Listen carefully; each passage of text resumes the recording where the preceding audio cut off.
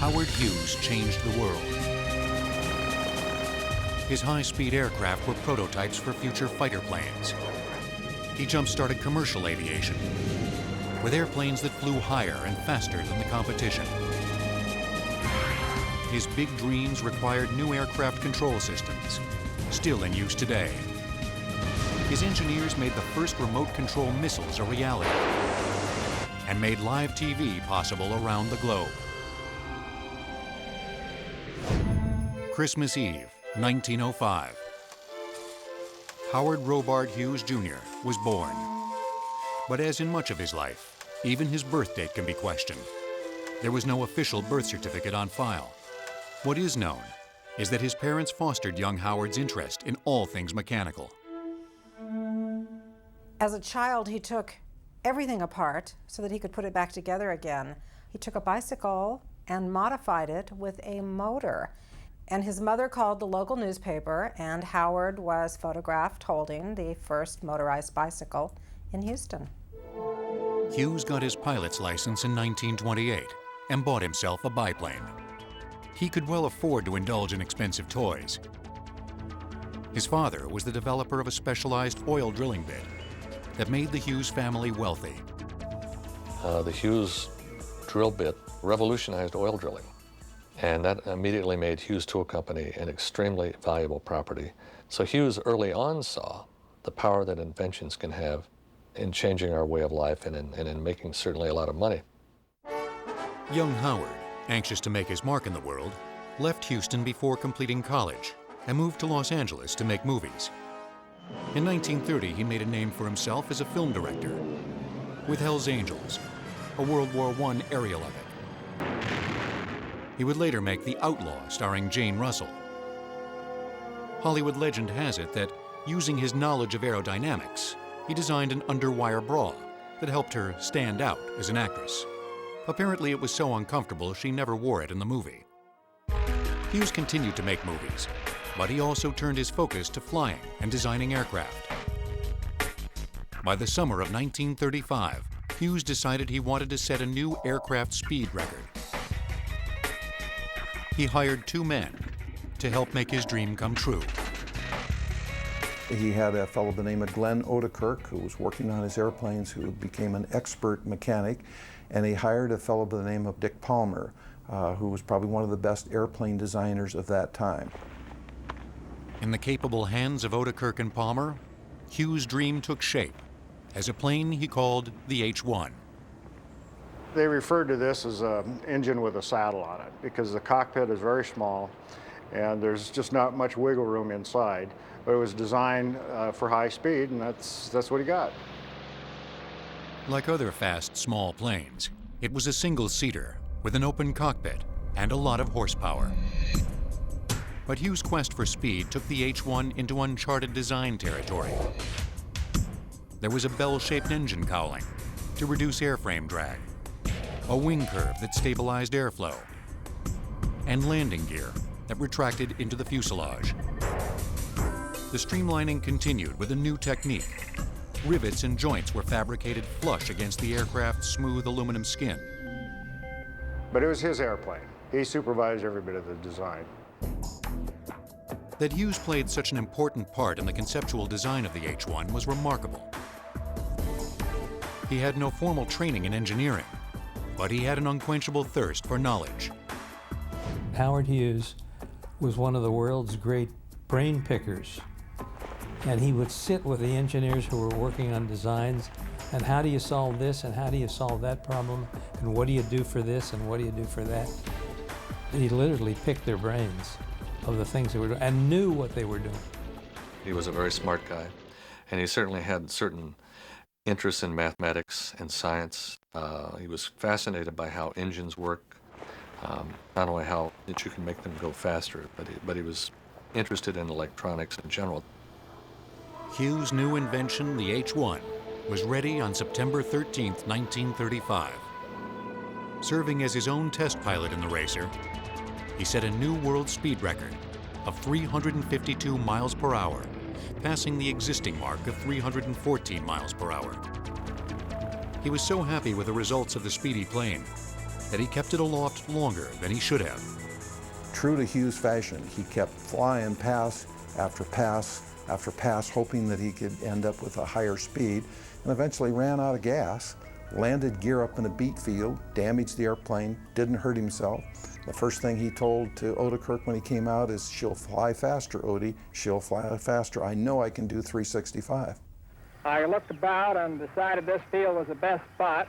Put the plane down here where the retractable landing gear retracted, as landings in rough country are safer with the wheels up." Hughes went on to break the transcontinental record with the H-1 racer, flying at high altitude and breathing compressed oxygen in the cabin. The thin air made for greater speeds, and the trip from Burbank to Newark took just 7 hours, 28 minutes, and 25 seconds. Next, Hughes wanted to fly around the world faster than anyone ever had, and in the process, beat Charles Lindbergh's 33.5-hour record time to Paris, set in 1927. But in technological terms, Hughes' journey would vastly differ from Lindbergh's. The aircraft Hughes chose was the Lockheed 14, a twin-engine 12-passenger airplane. It would need significant modification to make it worthy of the proposed around-the-world flight. The Lockheed was fitted with 2 specially supercharged Wright G102 Cyclone engines, and Hughes spared no expense to outfit the plane with the latest navigation equipment. If you go back to Lindbergh, I mean, Lindbergh was one fellow in a small cockpit with a handful of gauges flying across the Atlantic. The cockpit of the Lockheed 14 was absolutely jammed with instruments of every conceivable kind. Hughes wanted this not just to be a triumph of courage, which is what everybody thought of Lindbergh, and rightly so. He wanted it to be very much a triumph of science. The resourceful Aviator also planned on having help from the ground. He had set up communications with all the ham operators around the world so they could track him where he was, we'd know his location.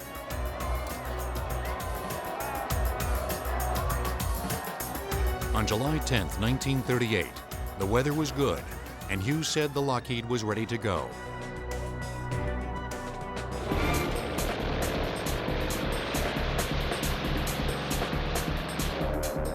The aircraft was so heavy with fuel that Hughes almost ran out of runway before he was airborne.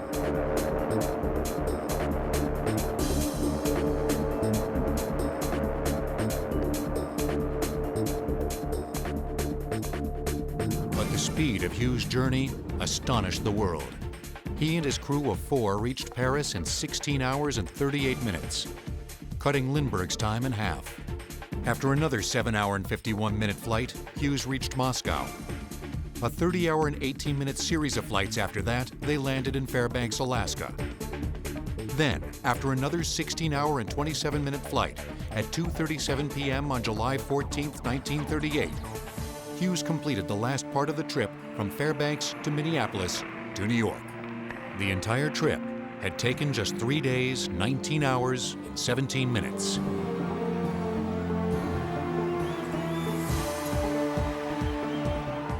The following day, more than 1 million people lined the sidewalks of New York City for a ticker tape parade for their hero, who had circled the globe.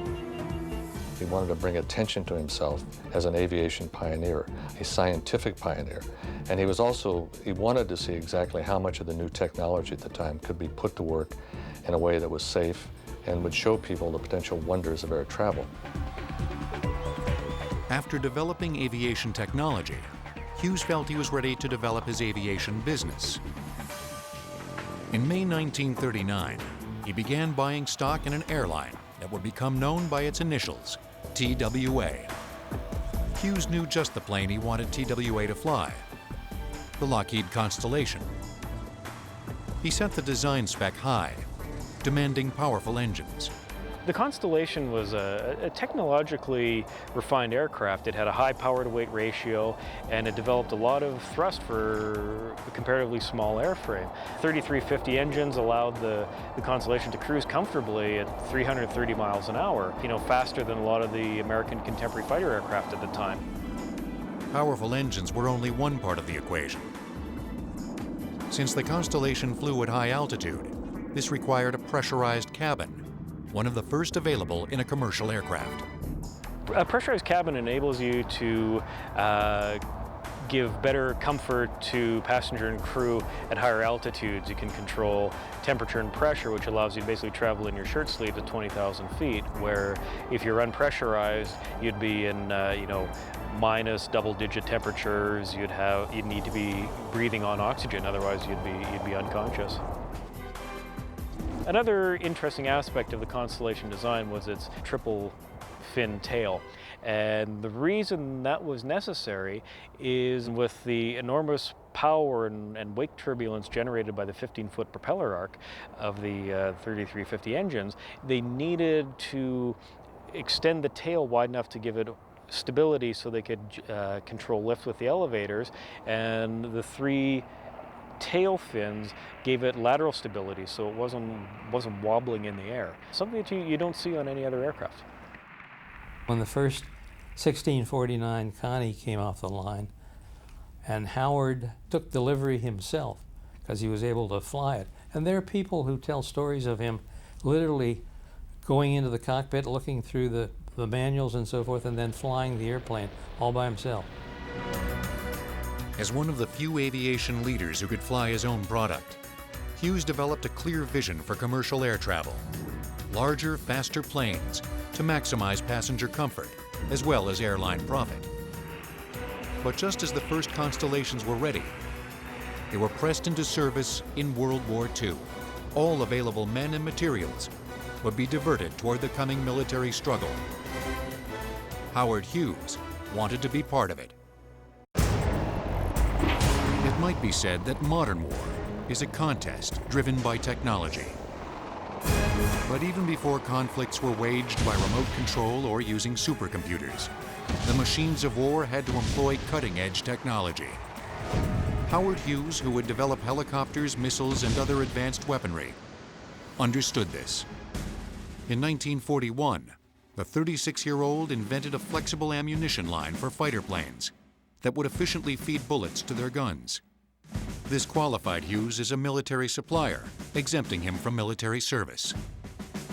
Hughes was also hard of hearing due to otosclerosis, a gradual thickening of a bone in the inner ear. He didn't serve in the military. But an ammunition line wouldn't be the only way Hughes would contribute to the war effort. German U-boats were decimating Allied transports attempting to cross the Atlantic.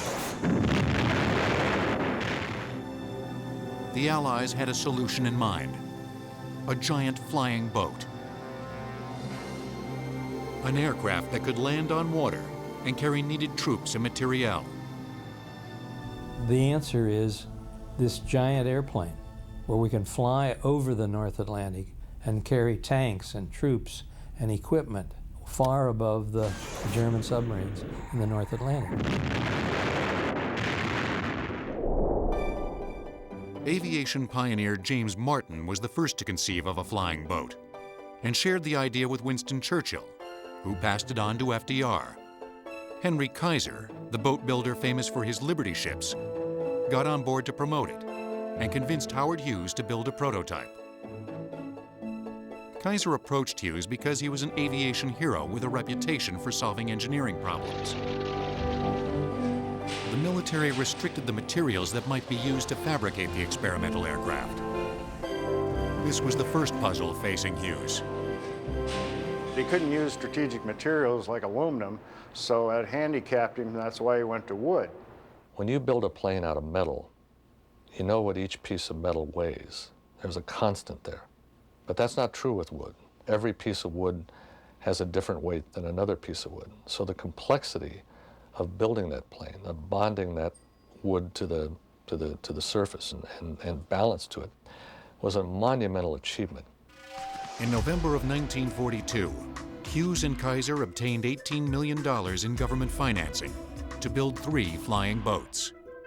The design called for an aircraft capable of carrying 750 troops, having 8 3,000 horsepower engines, and wings longer than any aircraft ever built, an impressive span of 320 feet. At first it was called the HK-1. the H for Hughes, the K for Kaiser. But after Kaiser dropped out of the project, Hughes named it the H-4 Hercules. It later became known, much to his annoyance, as the Spruce Goose.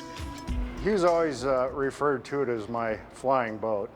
It was called the Hughes Flying Boat and coined by the press as a Spruce Goose. Howard Hughes knew that the sheer size of his aircraft would require new ways for a pilot to fly it. That was because control surfaces such as rudders and flaps were too large and too heavy for a pilot to move by simple mechanical means. It was a huge hydraulic problem. To be able to move those heavy controls half the length of a football field took some technology.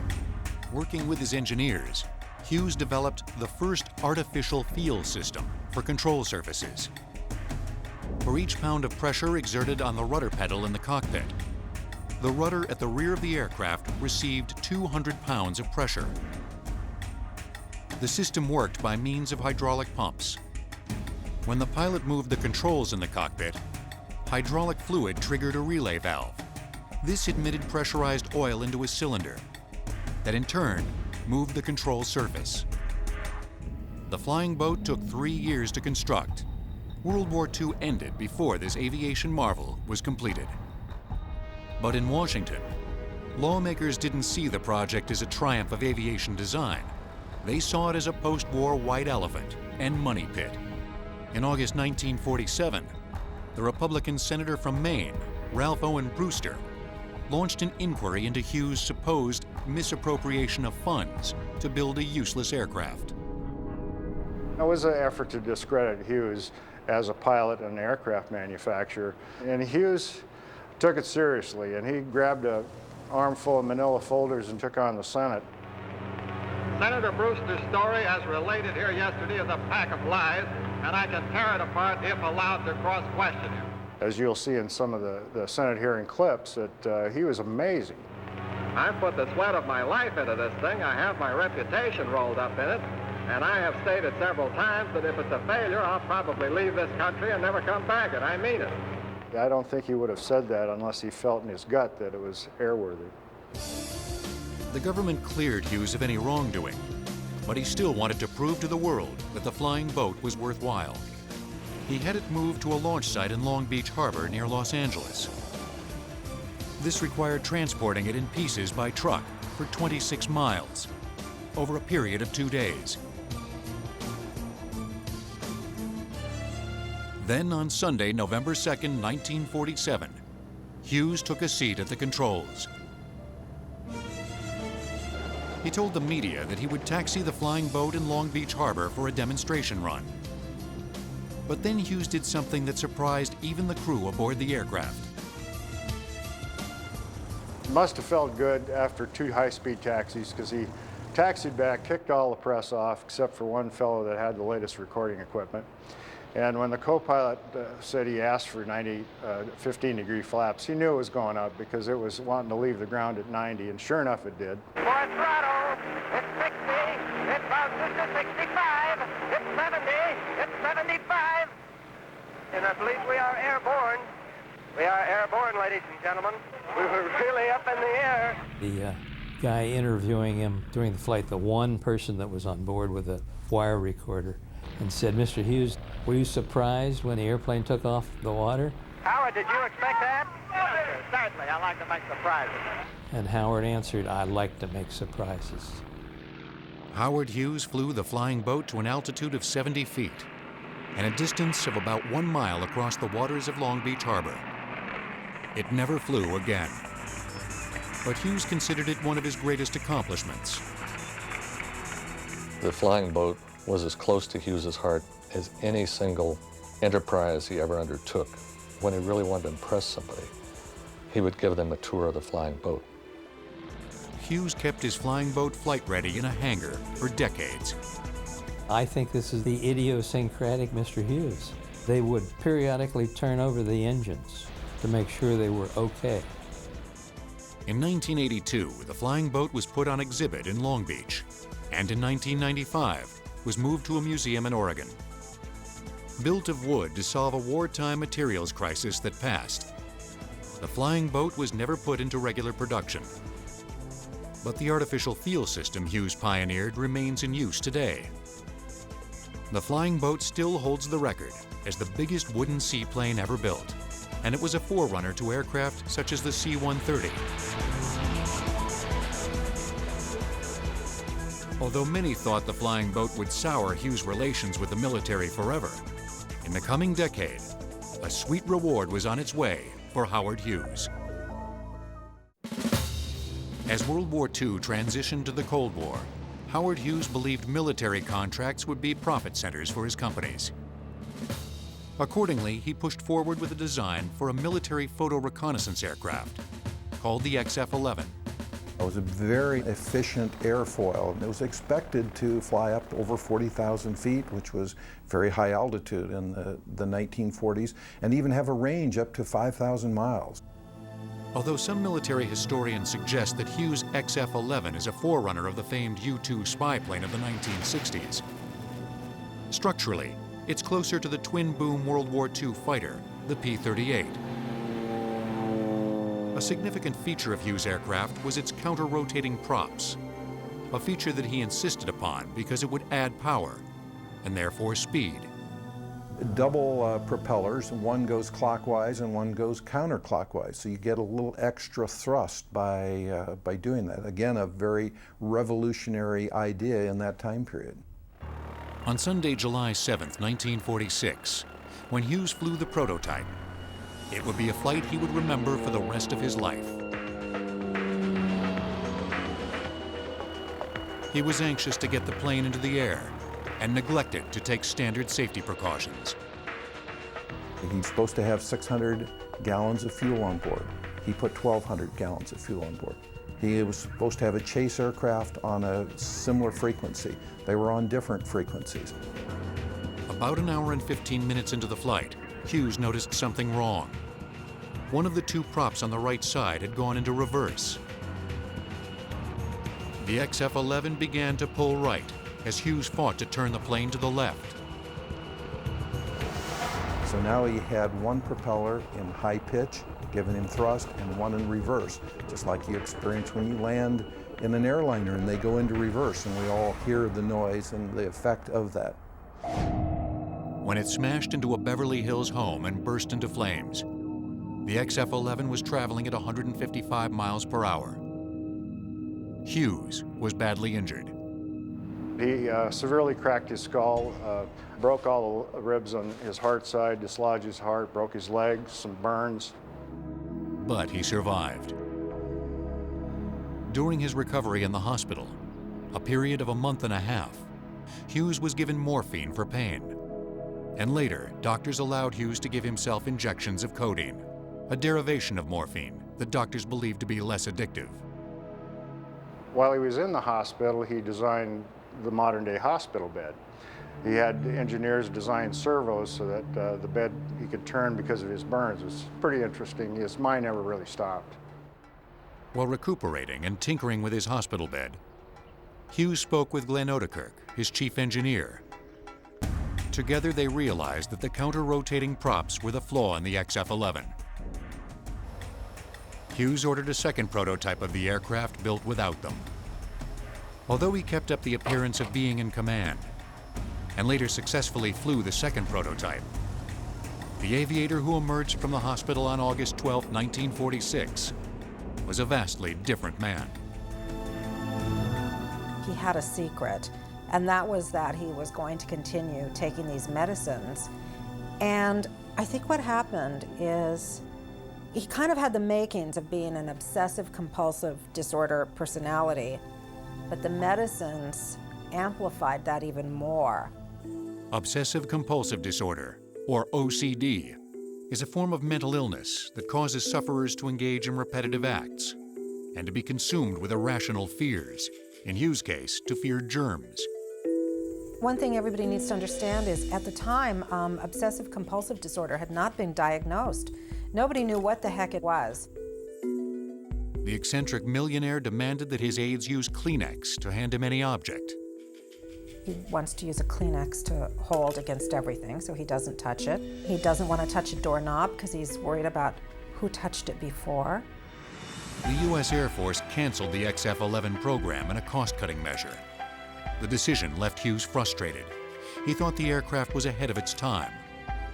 But his genius for design aside, the U.S. military reportedly found Hughes difficult to work with on a personal level. Howard was kind of the thinking that if you designed the fastest plane in the world, the military would be knocking on your door and want to buy them. And that's not the way the military does it. They determine specifications, and they go out and they compete these specifications, and you make a bid, and then you're responsible to do exactly what you said you'd do in the contract. And that's not the way Howard operated. He was his own man. He did it the way he wanted to do it. Despite this, Hughes was, as always, determined to obtain more military contracts for his companies. He saw a future in something called electronics. He was working with some of his people to find an electronic hearing aid that would improve his hearing. And though the word electronics was hardly even known, he recognized that electronics that somehow might be able to provide the answer. In late 1948, electronically enhanced target tracking was high on the list of United States Air Force projects. Military planners wanted equipment that allowed fighter planes to destroy enemy aircraft in any weather, day or night. Engineers at Hughes Aircraft had been working on a guidance system project for months. Being ahead of the curve paid off. The Air Force awarded an $8 million contract to Hughes Aircraft to build and install Falcon missile weapon systems in 200 Lockheed F-94 fighters. The Falcon missile was an Air Force project that was intended to be launched at enemy bombers. The pilot would find the target on his own radar, and then he would tell the missile, in effect, where to look. In 1951, Hughes built a missile manufacturing facility in Arizona. There were 15,000 employees, 1,000 of whom were top engineers. By the 1960s, Hughes was developing the next generation Phoenix missile, fitted to Navy F-14 Tomcat jets, that used a radar-based guidance system similar to the Falcon. Later, the Maverick missile system represented another step.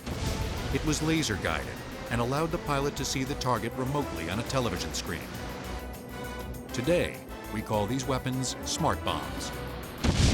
By the end of the 60s, driven by growing government orders, Howard Hughes would employ 80,000 workers. Finally, Hughes was a military mogul, but his advancing mental illness forced him to withdraw from day-to-day operations. It would be up to his managers to take his namesake companies to the next level, into orbit.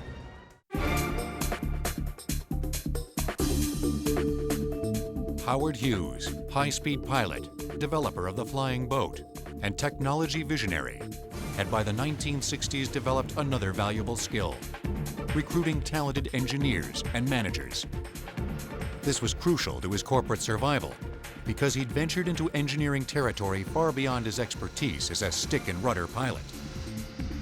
He was a hands-on guy when he was building the first racing planes, because these essentially were glorified garages where a handful of people were doing the work and they were all working together and so forth. But later on, what he liked to do was bring into his operations talented people, good people, people who were willing to take a risk in some areas, who wanted to experiment, because working for Hughes had a certain allure about it, a certain glamour. Here was this guy who'd set all of these records. He was this mythic person even before he was very old in this world. By the early 1950s, Hughes' talented engineers had made the transition from fixed-wing aircraft to helicopters. Their first effort was a behemoth, known as the flying crane. The XH-17, which had a two-blade main rotor system with a diameter of 134 feet, was capable of flying at a gross weight of more than 50,000 pounds. The prototype didn't attract a production deal from the military, but it was the beginning of a productive time for Hughes' helicopter division. Its engineers decided to go from large to small helicopters. By 1961, Hughes Helicopter Division was manufacturing a training and reconnaissance helicopter, the Model 269 for civilian and military use. It's maneuverable, you can see where you're going. It's very responsive to controls. Hughes engineers modified the tail rotor, making it smaller and therefore quieter. In this and later models, they also addressed an issue of pilot and passenger safety in the event of a crash by creating an energy-absorbing structure. This is designed so that the tubular structure and those beams across underneath will collapse first to absorb some energy. Then the bottom of the fuselage will collapse, and finally the seat structure will collapse. And the combination of those three gives the pilot a great deal of protection. The engineering decisions made by Hughes Group were considered so sound, designers continued to use them as helicopter technology advanced. The seat collapsing concept started with this helicopter. It was carried on into the 086 Cayuse and then into the H-64 Apache. And it's served a purpose very well in all of those. And by building on one another, we've been able to take account of the best features of each, keep getting a better and better helicopter. The 1960s also saw Hughes engineers shooting for the stars. They created, and in 1963, launched SYNCOM, the first geosynchronous communications satellite, enabling around-the-world live TV broadcasts. The conventional wisdom at the time was that such satellites were impractical. They were too heavy to be launched and too complicated to last long enough to be commercially attractive. That was the challenge. A geosynchronous satellite maintains an unchanging position over the planet, synchronizing each orbit with the revolution of the Earth. So if you were sitting on the ground looking up at the satellite, it would appear to you always to be in the same spot. SYNCOM stabilized itself by rotating continuously, driven by small thrusters positioned along its cylindrical shape. By spinning this cylinder, it acted like a gyroscope. So in effect, it stabilized itself.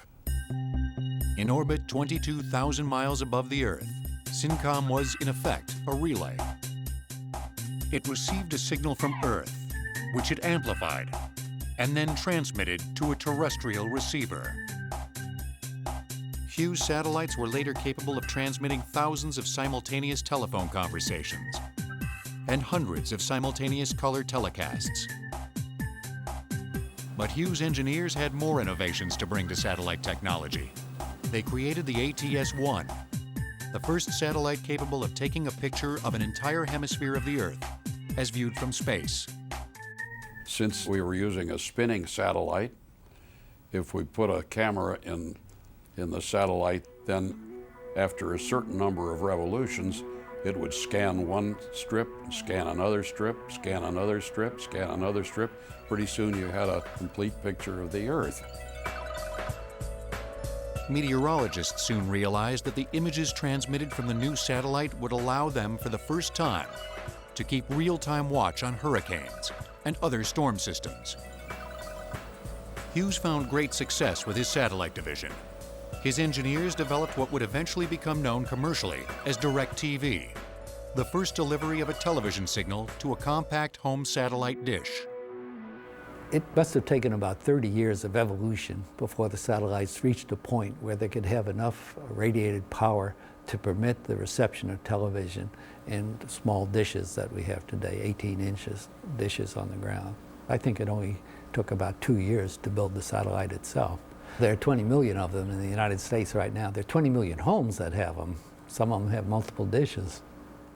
The engineers Hughes put in place were making great technological strides, but Hughes watched their triumphs from afar. His increasingly precarious mental state pushed him deeper into isolation. In the fall of 1968, Hughes further cut himself off from human contact, moving into a Las Vegas hotel suite with blacked-out windows. While in seclusion, he went on a $100 million buying spree, acquiring casinos, local airports, and a television station. and thus became the Silver State's biggest landlord. His net worth increased in other ways, because while antitrust regulations had forced Hughes to sell his controlling interest in TWA, in 1966, the sale created a windfall for him. After broker's fees, Hughes received a check for $500 million. He added this to after-tax profits produced by his oil equipment business, as much as $20 million annually.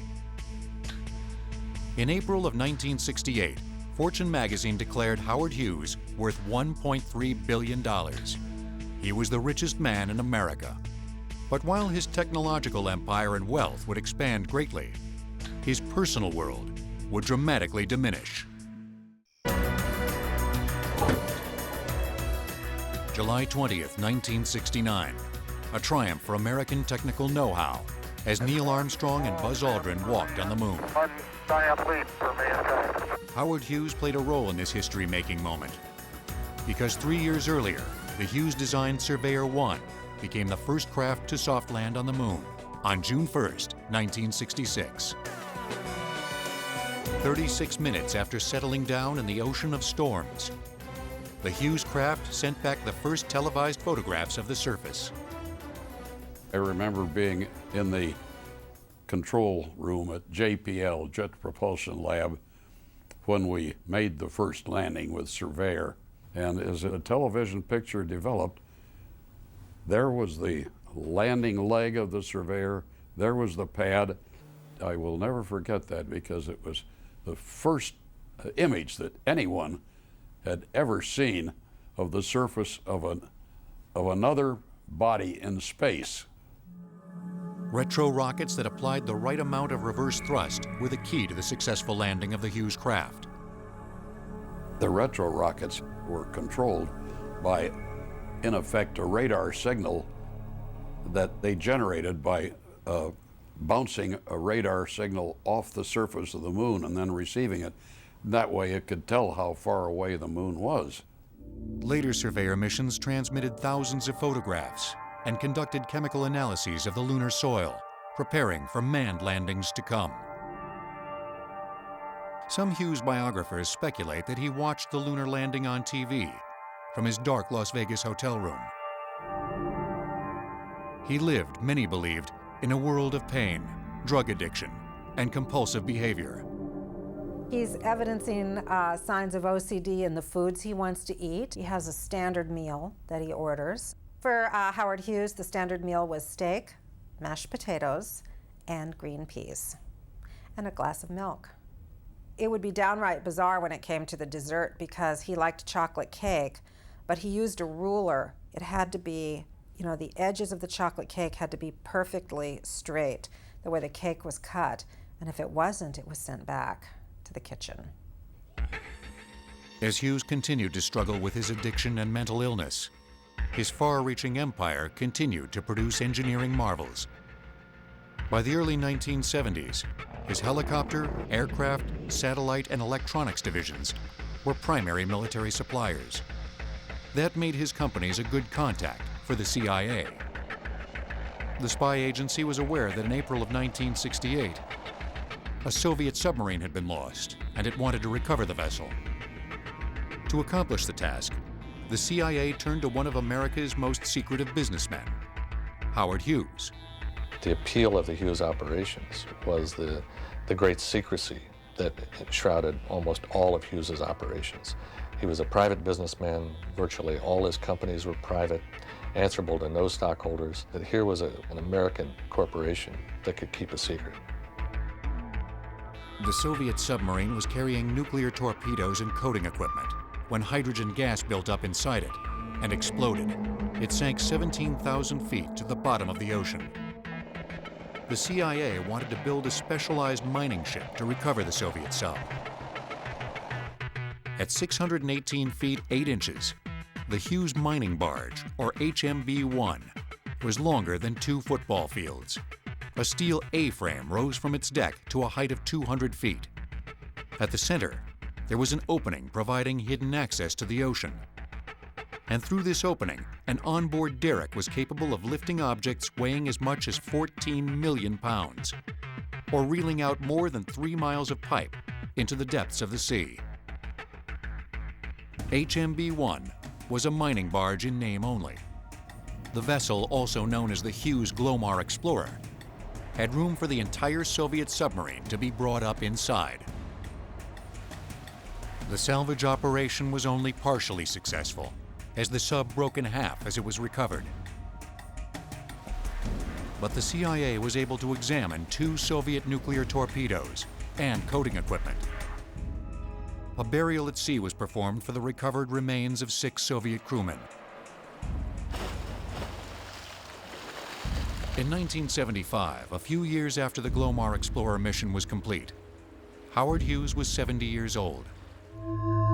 He had not been photographed in public since 1952 and had lived in a succession of darkened hotel suites, from Las Vegas to the Bahamas to London to Mexico. His companies were run by an army of managers, most of whom had never met their boss. As he wasted away in a world of perpetual darkness, Hughes had drifted far from the beloved, dashing aviation hero of his early years. Now a shadowy enigma, mired in mental illness and addiction, he was daily ingesting massive amounts of Valium and injecting himself with codeine. In his final days, he stopped eating and weighed barely more than 100 pounds. Alarmed, his doctors put him on a plane bound for a Houston hospital. He died en route on April 5, 1976, at 1:27 p.m. He left behind an enormous legacy in aviation and technology. He set records around test tracks and around the globe. He proved that the world's largest wooden aircraft was flight-worthy. Hughes and his engineers found the fresh air of innovation when others weren't able to get off the ground. Since Hughes died, the companies he founded have continued to do remarkable work, making a space probe that mapped Venus by radar, and designing Galileo, the first spacecraft to penetrate Jupiter's atmosphere. A medical institute that Hughes founded conducts research today in nanotechnology, stem cells, and seeks a cure for obsessive-compulsive disorder. Whenever we board a commercial airliner, watch television via satellite, or marvel at America's military might, we would do well to remember the man who died in torment. He flew faster than his peers, took risks that others avoided, and was at heart an aviator dedicated to the science and the art of innovation.